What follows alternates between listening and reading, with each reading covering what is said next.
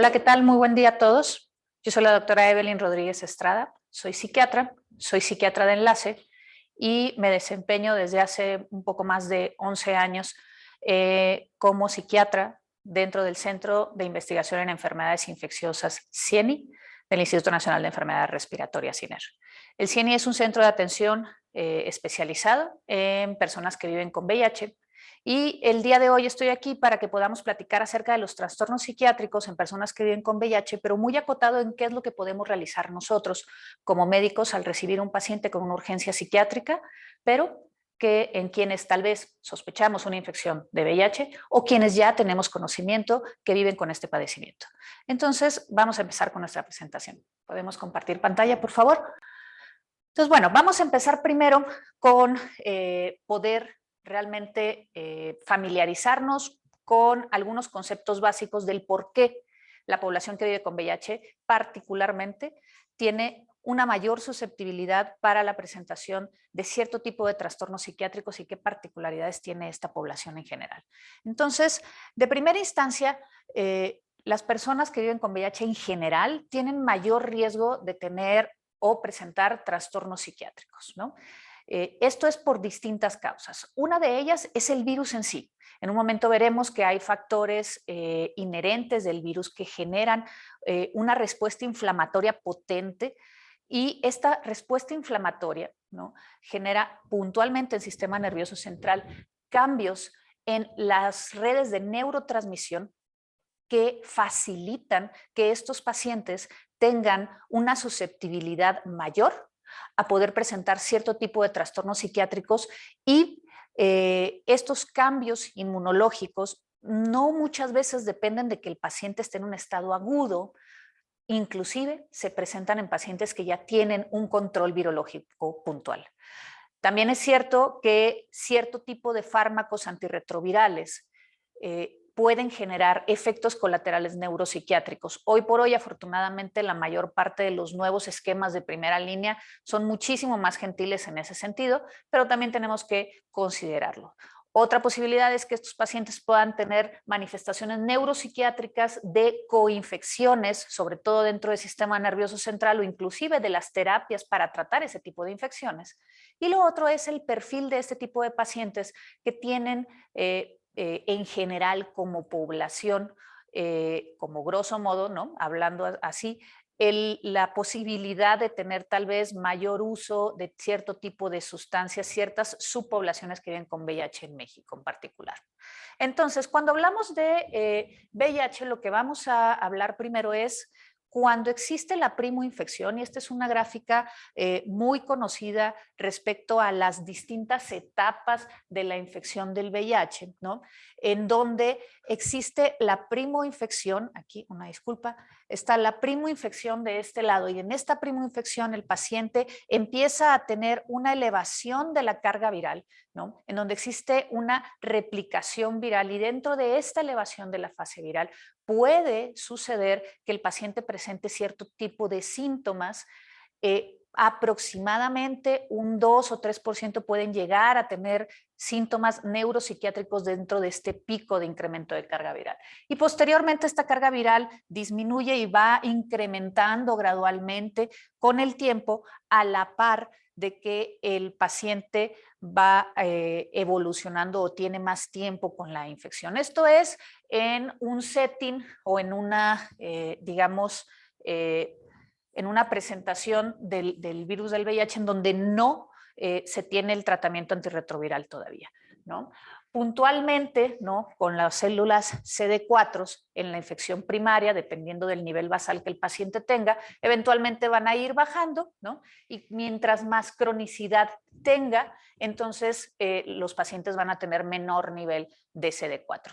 Y aquí me gustaría hacer una puntualización muy importante. Mientras más bajo esté el nivel de CD4 en el nadir del paciente, es decir, en el momento del diagnóstico, mientras más bajito esté este nivel de CD4 a comparación del que fue diagnosticado aquí versus el que fue diagnosticado, el que fue diagnosticado acá, ese nadir de CD4 nos va a permitir dar un pronóstico del riesgo de que ese paciente tenga deterioro neurocognitivo, y también, ¿por qué no?, de manifestaciones neuropsiquiátricas secundarias a los cambios que genera el virus del VIH puntualmente. Ahora bien, el virus del VIH lo que hace, así a grosso modo, para no irnos mucho al detalle en esto, es, ya sabemos, es un virus RNA. El virus entra a la célula, se incrusta dentro del DNA de la célula y empieza la replicación viral, y a su vez estos virus soltados o de nueva generación van a infectar a nuevas células. El receptor o los correceptores o todas las células que expresen CD4, su marcadores de Cluster of Differentiation número 4, son células susceptibles de ser infectadas por el virus del VIH. En este sentido, el virus es un virus muy neurotrópico, entonces al virus le encanta el cerebro, atraviesa barrera hematoencefálica rapidísimo, y la carga viral que vimos que crecía séricamente, crece también a la par, como podemos ver aquí. Los circulitos son los niveles de carga viral en sistema nervioso central, líquido cefalorraquídeo, y los cuadritos son los niveles de carga viral en sangre periférica, en plasma. Lo que estamos viendo es, si vemos la distribución de esta carga viral en líquido cefalorraquídeo, vemos que tiene una distribución similar, pero un poco más decrementada con respecto a la carga viral periférica o sérica, por así decirlo. Entonces el virus atraviesa barrera hematoencefálica muy tempranamente, y realmente dentro de la primera semana de infección de VIH, el virus atraviesa y empieza a generar este tipo de cambios que vamos a hablar ahorita. Cuando el virus entra en una, digamos, invasión tipo caballo de Troya, entra permeado o enmascarado dentro de las células de defensa. Puntualmente estamos hablando de monocitos o linfocitos infectados. Entonces entra al sistema nervioso central y va infectando a todas las células que tienen marcadores CD4 positivos dentro del sistema nervioso central. Esto permite que, sobre todo en las células de la microglia, por ejemplo, exista una replicación viral. Esa replicación viral va a generar que el sistema nervioso central pueda tener su propia carga viral independiente del plasma. Existen ciertos pacientes excepcionales en donde la carga viral del sistema nervioso central incluso sobrepasa la carga viral plasmática, y son pacientes que tienen, digamos, subtipos de estos de virus que son muchísimo más neurotrópicos a comparación de otros, ¿no? Ahora bien, este virus que ingresa, lo que ya dijimos, va a ir a infectar a todas las células que expresan CD4 y pueden tener una producción de su propia carga viral, sobre todo en las células de la microglia, como lo mencionábamos, y en los macrófagos perivasculares. Esto lo que va a generar en este caso, es que exista una cascada de inflamación en el sistema nervioso central. Les mencionaba hace un momento que el propio virus tiene ciertas características neuroinflamatorias. Por ejemplo, está bien demostrado que el virus, bueno, tiene ciertas proteínas inherentes al virus que sirven para el diagnóstico inclusive, ¿no?, como el GP120 y la proteína TAT. Estas dos proteínas o antígenos del virus lo que terminan generando es junto con otros marcadores inflamatorios, terminan generando una cadena de activación de inflamación que genera un aumento en el daño apoptósico de las células, generan un ambiente de incremento en radicales libres, de incremento, digamos, como de transmisión de glutamato, y este glutamato incrementado termina generando excitotoxicidad también mediada por glutamato. ¿En qué se traduce esto? Se traduce en que el cerebro empieza a cambiar en cuanto a la funcionalidad, en cuanto a la capacidad de neurotransmisión. Y hablando de eso, lo que se ha demostrado es que, por ejemplo, los niveles de proteína GP120 o de proteína TAT que se requieren para que se realice o se genere esta cascada inflamatoria son menores de los niveles requeridos para la replicación viral. ¿A qué se traduce esto? Significa que el paciente solo por haber tenido la infección de VIH en su momento, aunque esté tratado con antirretrovirales, aunque esté indetectable, si quedan restos de estas proteínas, puede seguir con este nivel de cascada inmunológica de activación, ¿no?, de inflamación, a pesar de estar controlado. Y a esto se le ha asociado justamente que ciertos pacientes puedan seguir teniendo deterioro cognitivo a pesar de tener la carga viral controlada. Ahora bien, hay otros factores que influyen, ¿no? en esta cascada inflamatoria, y uno de ellos es el genético. Entonces, estos pacientes lo que terminan teniendo es que tienen cierta susceptibilidad a hacer más inflamación, ¿no? Junto con todos estos mecanismos que ya explicamos del VIH, y terminan generando mayor deterioro. Pero también, bueno, otra cosa, estos factores genéticos no los podemos, digamos, determinar. Es un poquito lo que sucedió con los pacientes que generaban estos cuadros inflamatorios exorbitantes con el virus del SARS-CoV-2, por ejemplo, ¿no?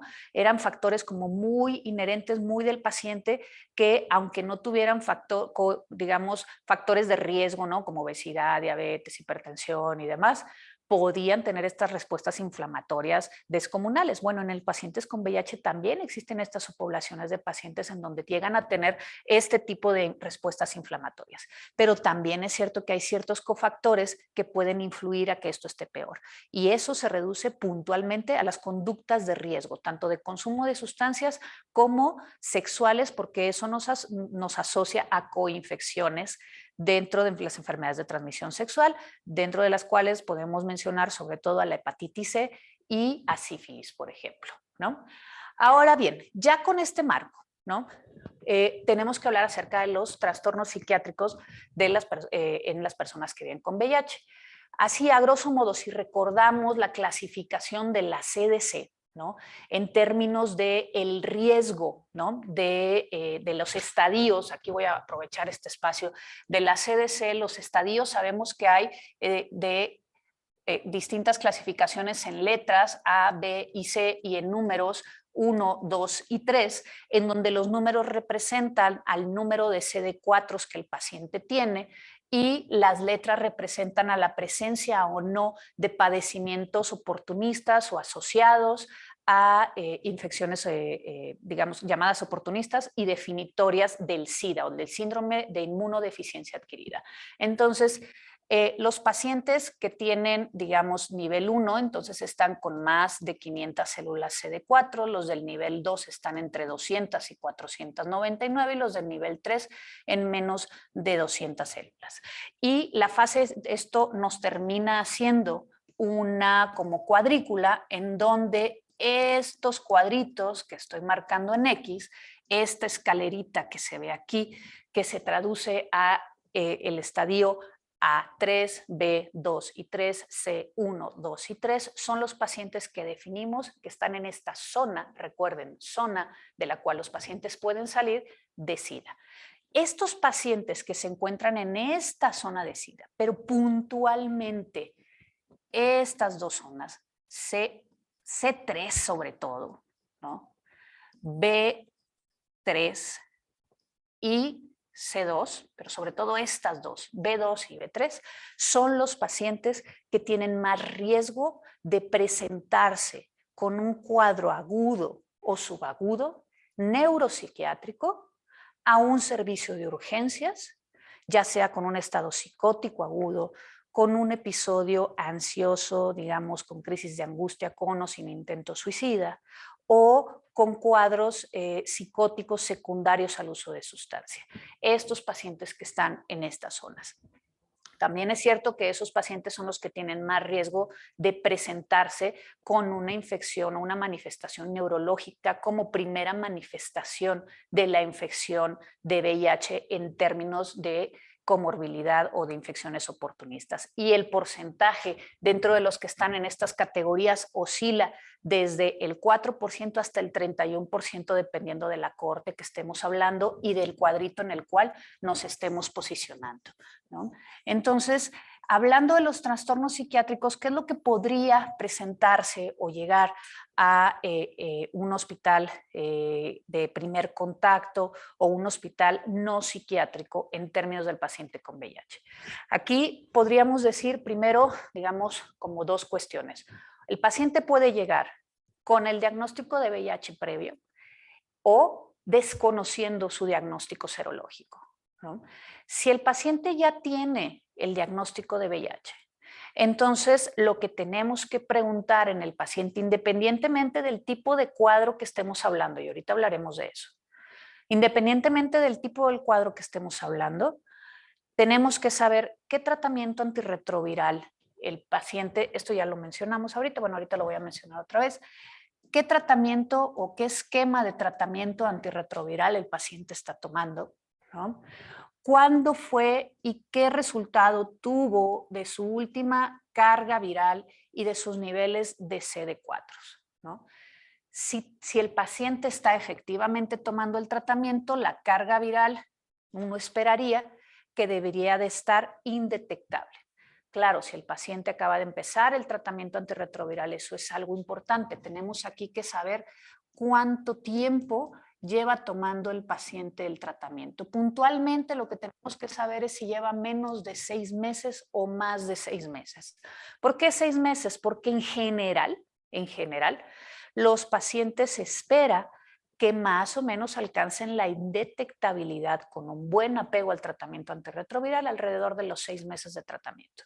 Entonces, si nosotros tenemos a un paciente que acaba de empezar tratamiento antirretroviral, posiblemente podamos recibir al paciente con un cuadro de manía, con un cuadro de psicosis, con un cuadro de ansiedad aguda, con un cuadro de alteraciones en el comportamiento antes de los 6 meses, sobre todo en el primer mes o 2 meses de tratamiento antirretroviral, si el paciente llegó a desarrollar Siri. Y no estoy hablando del Siri al que le pides, oye Siri, recuérdame el clima o dime por dónde está el tráfico. Estoy hablando del síndrome de inflamatorio de reconstitución inmune. El Siri es un evento, una manera en la cual al iniciar el tratamiento antirretroviral en los pacientes, lo que sucede es que la carga viral baja, digamos, demasiado rápido a comparación de lo que uno debería de esperar.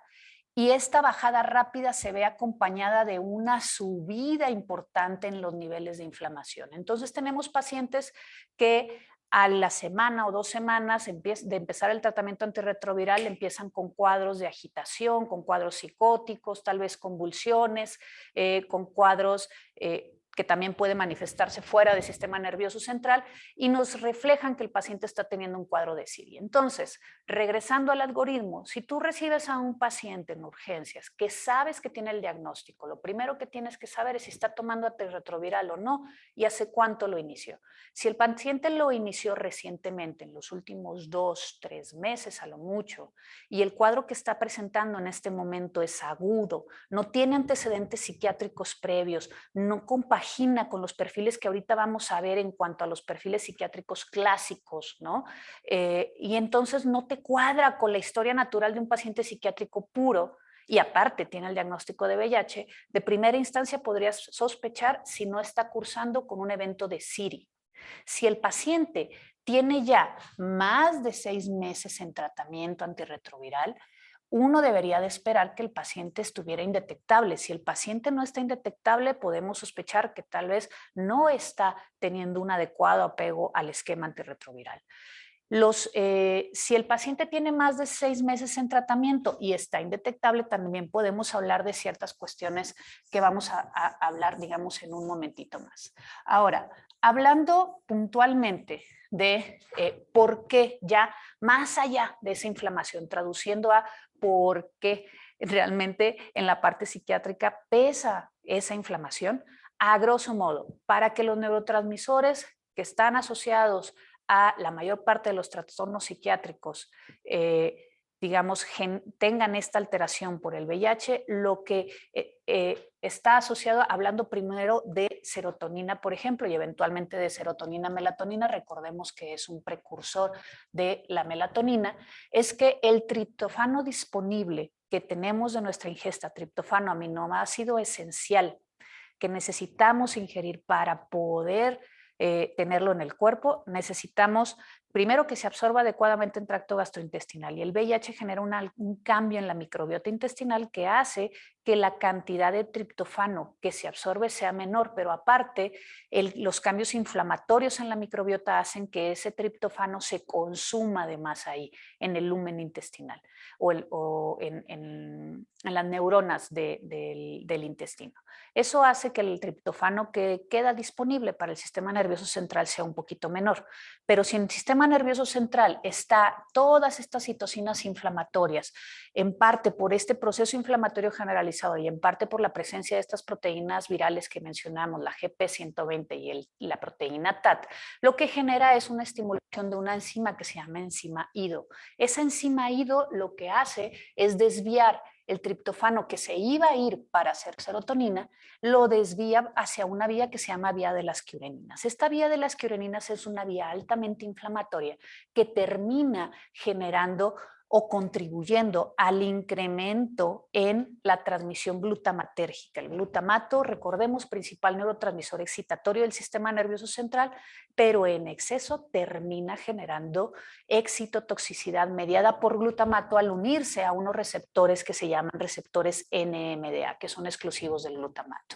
Entonces, acá todo esto, ¿no?, termina contribuyendo a que básicamente el cerebro, ¿no?, esté en esta vía de las quiureninas. Esto ya lo expliqué con respecto a la barrera y esto también ya lo expliqué. Vamos a pasarlo un poquito. Muchas gracias. Entonces, por un lado tenemos ya la explicación del por qué el sistema serotoninérgico se afecta, pero por el otro también es cierto que los pacientes con VIH, el principal sistema de neurotransmisor que se afecta por el virus per se es el sistema dopaminérgico. Entonces los pacientes con VIH empiezan a tener una disfunción en el sistema dopaminérgico que hace que estos pacientes tengan una disminución en los transportadores de dopamina. Esto termina facilitando y termina explicando el por qué el tener VIH es un factor de riesgo mayor para poder desencadenar síntomas extrapiramidales, con uso en cualquier tipo de padecimiento o síntomas extrapiramidales mucho más sencillo, ante el uso de medicamentos que faciliten o que actúen sobre el sistema dopaminérgico. Y estoy hablando no solamente de antipsicóticos, por ejemplo, que serían los primeros que uno pensaría. Estamos hablando también de medicamentos inclusive que se utilizan para otra cosa. Por ejemplo, digamos metoclopramida, ¿no? Te pueden hacer cuadros de acaticia, cuadros de agitación psicomotriz, porque el paciente con VIH al tomarse tuvo dispepsia, tuvo un poquito de reflujo, dijo me indigesté, estoy en época de chiles en nogada, me pasé, y entonces lo que termina sucediendo es que se toma su metoclopramida y llega contigo a urgencias en un ataque de pánico, pero un ataque de pánico que viene con muchos temblor, que viene con síntomas extrapiramidales con rigidez e inclusive hasta hipominia. Entonces, los síntomas que el paciente con VIH puede presentar al llegar a urgencias son importantes en este sentido del sistema de los síntomas extrapiramidales. Ahora, esta parte del estigma que contribuye a toda la fisiopatología, esto lo voy a saltar un poquito por cuestiones de tiempo y me voy a centrar en esta parte. Muchas gracias. Si alguien llega a un hospital de psiquiatría, no un hospital de psiquiatría, cuando alguien llega con un cuadro agudo psiquiátrico urgencias, estamos pensando en distintos escenarios. Podemos pensar en el paciente ansioso, puntualmente los que terminan llegando a urgencias casi siempre están en el ataque de pánico, ¿no?, en la crisis de angustia, en donde llega el paciente clásicamente diciendo aquí me está dando un infarto, me estoy muriendo, se me está acabando el aire. Es ese tipo de paciente, el paciente con intento suicida, que puede o no estar en un cuadro afectivo depresivo o en alguna otra cosa, pero el paciente con intento suicida, el paciente psicótico, digamos psicótico entre comillas puro, sin uso de alguna sustancia concomitante, y el paciente con uso de sustancias que llega en alteración, ya sea en el estado de intoxicación aguda o en el estado de abstinencia, o que se quedó en el viaje después del consumo de sustancias y que no está particularmente en el episodio de intoxicación aguda ni en el estado de abstinencia. Y también podríamos tener a los pacientes que tienen algún deterioro cognitivo o alguna cuestión, digamos, en el control de impulsos y que llegan a tener episodios agresivos, ¿no? Aunque no estén psicóticos. Entonces, si nosotros tomamos a todos esos pacientes, ¿no? Lo que vamos a encontrar, y a todos esos pacientes les hacemos una prueba de VIH, ¿sí? Vamos a encontrar que dependiendo de los lugares a donde nos remitamos, desde aproximadamente porcentajes tan bajos como 1% y tan altos como el 50%, van a ser positivos al virus del VIH. ¿Qué quiero decir con esto? ¿Qué es lo que quiero transmitir? Quiero decir que si un paciente llega a urgencias con una crisis de angustia, con un cuadro psicótico, con estado de abstinencia de consumo de sustancias, tenemos de primera instancia que indagar, al menos, si el paciente tiene alguna conducta sexual de riesgo, alguna conducta de consumo de sustancia de riesgo o inclusive condiciones, digamos, sociales adversas. ¿A qué me refiero? Por ejemplo, puede llegar una mujer, ¿no? Y voy a describir en este caso el perfil de la mujer clásica que termina saliendo positivo, que termina adquiriendo el virus del VIH. Y estamos hablando de una mujer que no consume sustancias, que tiene un nivel educativo en general medio bajo, ¿no? Estamos hablando de primaria, secundaria, monógama, que es una mujer sometida a violencia intrafamiliar, ¿no? Y que en general es una mujer que puede mucho ser violentada por la pareja. Y dentro de esta violencia está la parte en que la pareja puede salir, tener actividad sexual con otras personas y al regresar tiene actividad sexual con su pareja y la mujer termina infectada. Entonces, no nos vayamos con la finta de que única y exclusivamente son los pacientes HSH o los hombres que tienen sexo con hombres o las personas que se dedican al sexo servicio tienen consumo de sustancias los que pueden tener riesgo de tener VIH. Entonces, si tú llegas, si a urgencias llega una paciente, por ejemplo, que fue violentada por su pareja y después de ser violentada hizo un intento suicida, ¿no? Y tiene todas estas características, aunque no tenga consumo de sustancias o otras parejas sexuales, valdría la pena considerar la posibilidad de realizarle una prueba de VIH. ¿Por qué? Porque la población que más ha crecido en los últimos 10 años en términos del crecimiento de la tasa de positividad de VIH son las mujeres heterosexuales monógamas con este perfil que les acabo de describir. Entonces, vale la pena considerar, como les comento, en todos estos pacientes que llegan a urgencia con este tipo de cuadros agudizados psiquiátricos, la posibilidad de que tengan una coinfección con VIH que no haya sido identificada. Ahora bien, ¿cómo pueden llegar los pacientes? ¿No? Estos perfiles que les describí inicialmente son los perfiles con los que usualmente puede llegar el paciente a una situación de urgencias, una consulta de urgencias, ¿no? Vamos a hablar de un primer escenario, un paciente con un episodio de manía, un episodio de elevación del estado del ánimo en donde viene precedido de algunos días o inclusive a veces hasta semanas en donde el paciente está con muchísima energía en un estado puede ser eufórico, puede ser muy irritable, en donde la necesidad de dormir ha bajado sustancialmente al grado tal de que tal vez duermen 1, 2 o 3 horas por noche y no necesitan compensar el sueño al día siguiente. Pacientes que tienen taquipsiquia, pacientes que tienen verborrea, pacientes que empiezan a tener conductas dejuiciadas desde conductas sexuales de riesgo, conductas de derroche de dinero, de prestar, tener o no la posibilidad de tener ideas megalómanas, ya sea ideas en donde lleguen a sentirse que tienen superpoderes y estos pacientes tenemos entonces estos cuadros, ¿no?, de manía, pueden llegar a urgencias. Cuando llegan a urgencias, estos pacientes son pacientes como muy fáciles de identificar, están de un lado para otro, hablan mucho, interrumpen, pueden o no estar en un estado psicótico concomitante. Y si estos pacientes tienen ya un diagnóstico de VIH, recuerden, menos de 6 meses de tratamiento, sobre todo en los primeros 2, 3 meses, pensemos CIRI, descartemos la presencia de CIRI. ¿Lleva más tiempo? Bueno, ¿habrá dejado el tratamiento antirretroviral? ¿Por qué? Porque si sospechamos que tiene VIH, el perfil de estos pacientes es que suelen empezar estos cuadros de manía en una edad mayor a la cual los clásicos pacientes con trastorno bipolar las presentan. Un paciente con trastorno bipolar, si tú le rascas los primeros episodios afectivos, ya sea depresivos o de elevación del estado del ánimo, suelen presentarse alrededor de entre los 15 a los 25 años de edad, no más tarde. Si tú llegas a un paciente, llega un paciente con 40, 45 años de edad, 50 años de edad, 35 años de edad, y es la primera ocasión que le pasa eso, la familia te lo dice, o inclusive el mismo paciente, sospecha que tiene alguna otra cosa que no sea psiquiátrica pura, sobre todo si el paciente no tiene antecedentes de ninguna otra cosa psiquiátrica, o sobre todo si el paciente no tiene antecedentes heredofamiliares de algún trastorno psiquiátrico. En estos pacientes lo más probable es que vayan a estar en este estadio 3, es decir, con células CD4 menores a 200, ¿no? En estos pacientes, ¿no?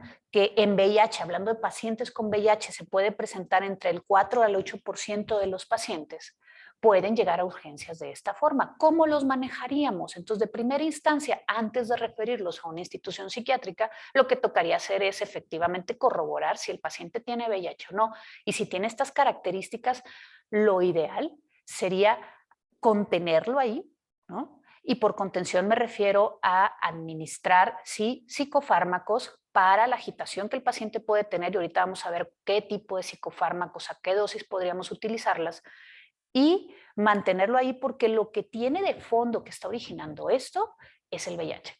¿De acuerdo?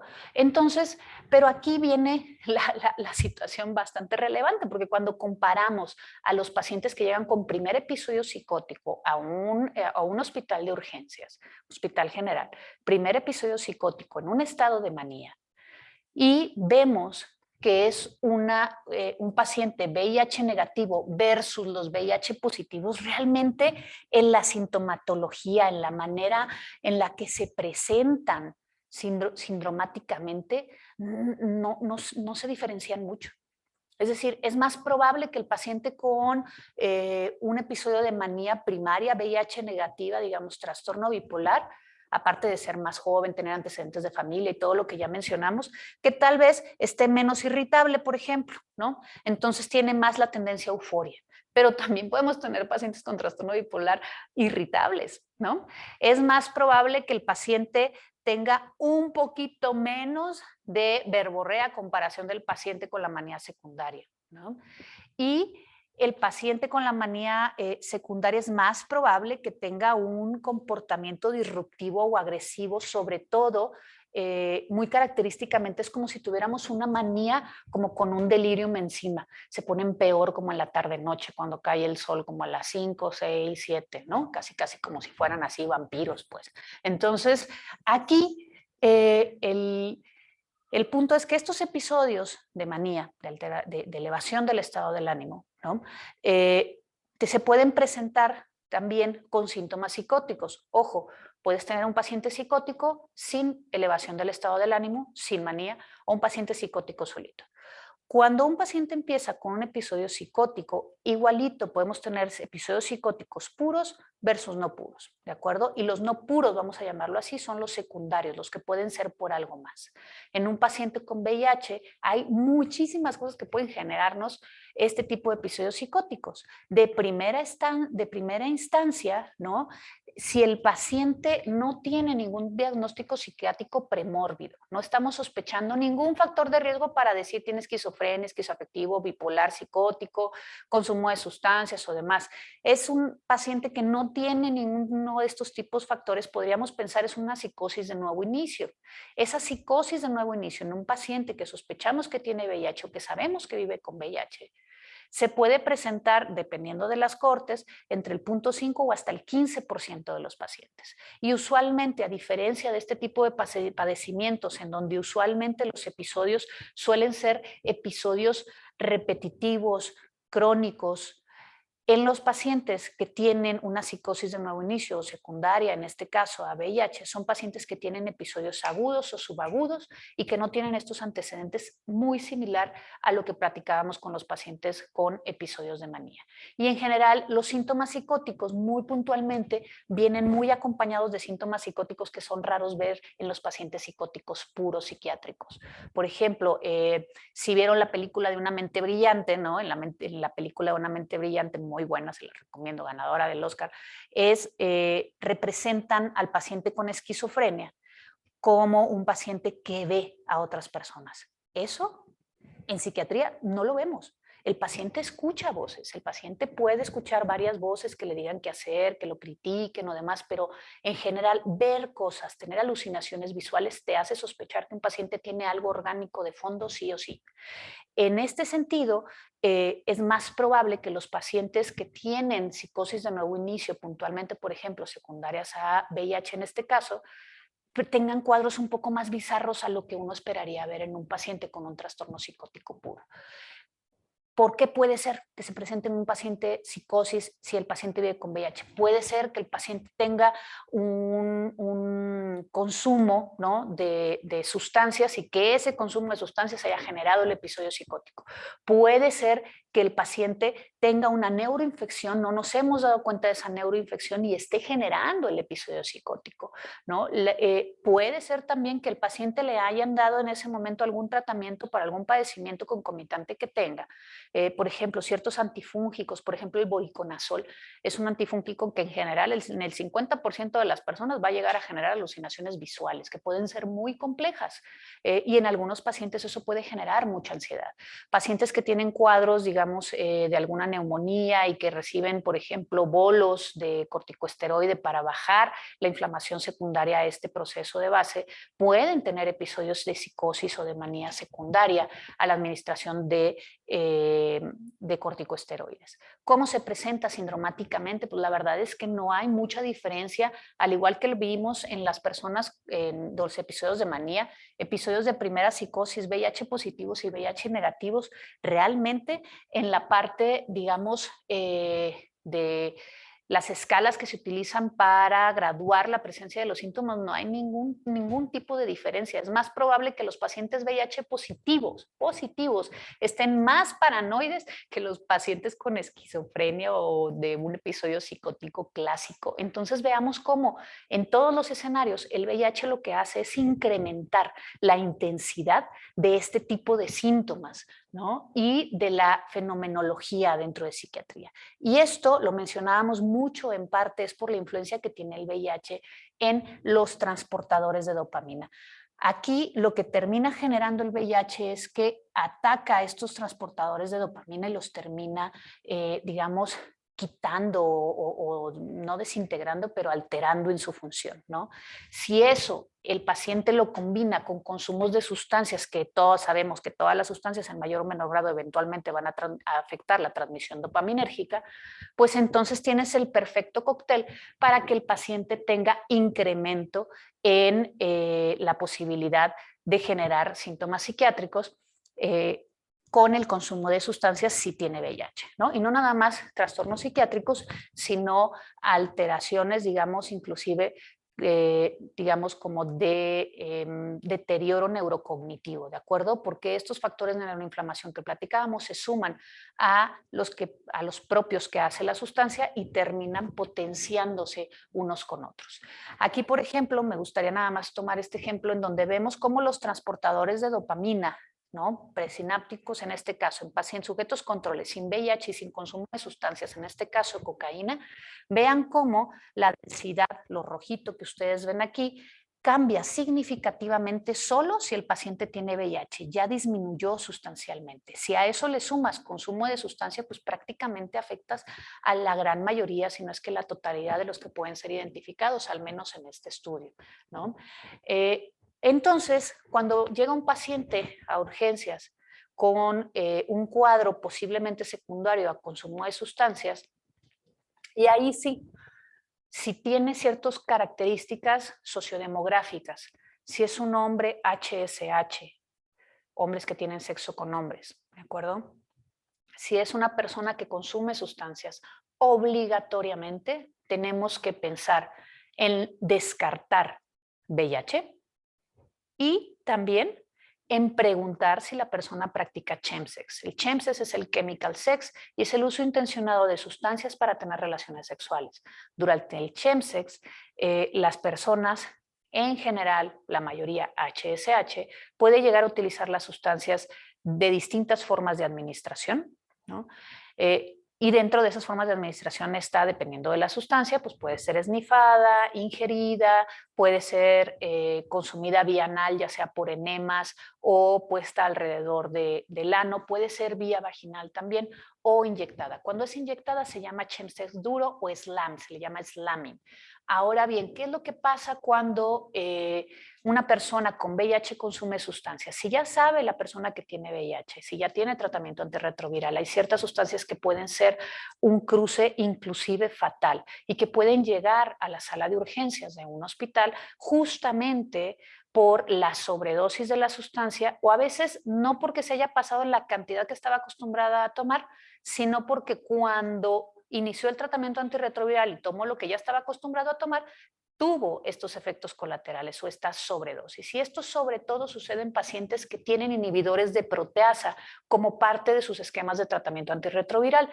En este caso, por ejemplo, el ritonavir sería el que más podríamos poner sobre la mesa, ¿no? Entonces, en esta gráfica o en esta tabla, ustedes pueden ver a grosso modo los distintos tipos de sustancias en la barra, en este caso de la izquierda, y los esquemas antirretroviral en la columna de arriba. Entonces, todos los que tengan la señalización en rojo son puntualmente interacciones fatales, ¿no? Dentro de esas interacciones riesgosas o fatales, si tienes a un paciente que llega en un estado de intoxicación de cocaína, con GIO, gamma hidroxibutirato o el llamado éxtasis líquido o la droga de la violación, cristal, metanfetamina, que en este momento es de lo que más está trayendo problemas, MDMA, éxtasis o mefedrona, que en general en México no se consume tanto, pero sí en Europa, en España, ¿no? En general, todos estos pacientes que consumen este tipo de sustancias tienen más posibilidad de que si tienen VIH de llegar agitados a urgencias puntualmente. Ahora bien, ¿qué es lo que hacemos si el paciente tiene, por ejemplo, un episodio de manía? Me disculpa aquí por la letra. El paciente llega agitado o el paciente llega psicótico. El paciente llega agresivo. Si tenemos ya, recordemos, diagnóstico de VIH previo, tenemos que preguntar, ¿tiene o no tiene tratamiento antirretroviral? ¿Cuánto tiempo lleva en el tratamiento antirretroviral? Dependiendo del tiempo, podríamos sospechar la presencia de SIRI. ¿Tiene ya un tiempo en tratamiento antirretroviral? ¿Cómo está su carga viral y sus CD4?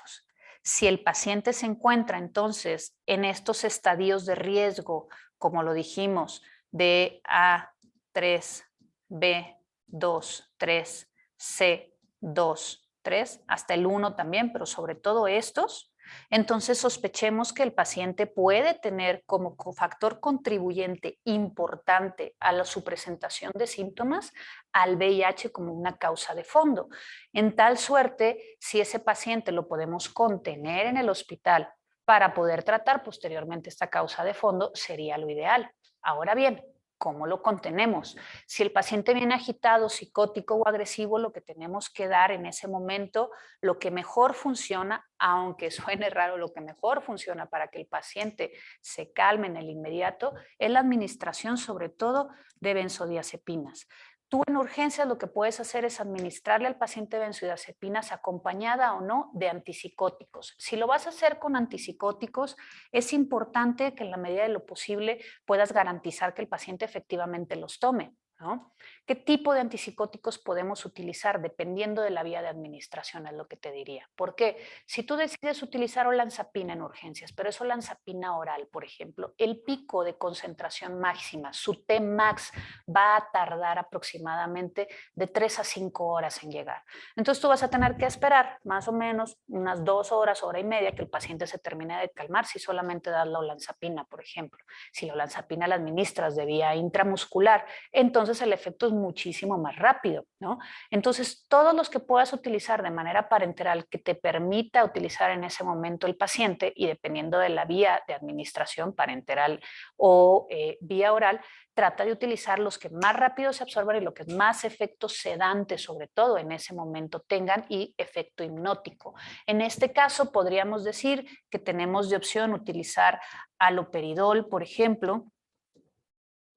Podemos llegar a utilizar el sulpiride, podemos utilizar olanzapina con esta cuestión que dijimos hace un momento.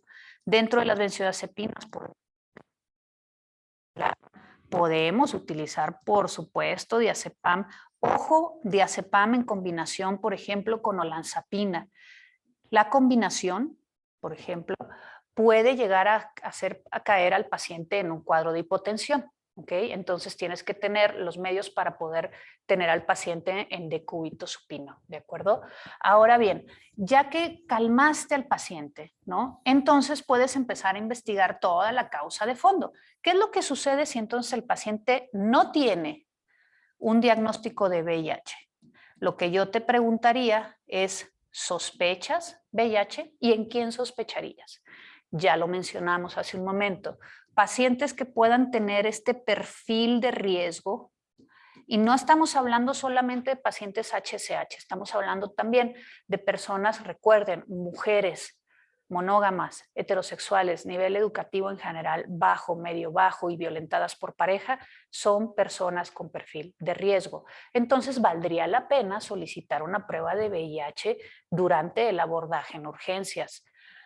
Si la persona tiene un perfil de riesgo distinto, que tal vez dices, oye, tal vez este paciente llega por un cuadro agudo por consumo de sustancias. Tengo que preguntar si tiene prácticas HSH, tengo que preguntar si practica chemsex y el tratamiento para el cuadro inicial es similar al tratamiento de la persona que tiene VIH. El punto es poder dar una aproximación más integral y poder considerar el diagnóstico de VIH como un diagnóstico que tenemos que descartar desde la sala de urgencias, ¿no? Ahora bien, déjenme nada más terminar de borrar aquí.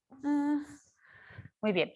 Ahora bien, con todo esto, ¿no? Lo que vamos a hacer básicamente es podernos concientizar, o sea, con toda esta información, lo importante es podernos concientizar de que hay una relación bidireccional entre los trastornos mentales y el VIH. Tanto las personas que tienen problemas psiquiátricos tienen más posibilidad de tener o de adquirir VIH, sobre todo si ese trastorno psiquiátrico viene acompañado de fallas de juicio o de consumo de sustancias. Y por falla de juicio me refiero a fallas de juicio que los conduzcan a tener conductas sexuales de riesgo, episodios de manía, episodios psicóticos, inclusive, ¿por qué no?, pacientes con retraso mental en donde no tienen ellos la conducta sexual de riesgo, sino más bien los abusan. Y por otro lado, el VIH está íntimamente relacionado con el incremento en el riesgo de presentar cuadros psiquiátricos y cuadros mucho más aparatosos que los psiquiátricos puros. Entonces, es importante, ¿no?, con toda esta información podernos, a final de cuentas, lo que intento es poderlos familiarizar con el espectro de síntomas que el paciente con VIH puede llegar a presentar y también de cómo los podemos ir abordando en el agudo, en sobre todo un área, por ejemplo, de primer contacto de atención. Espero que esto haya sido de utilidad para ustedes, que tengan un excelente día.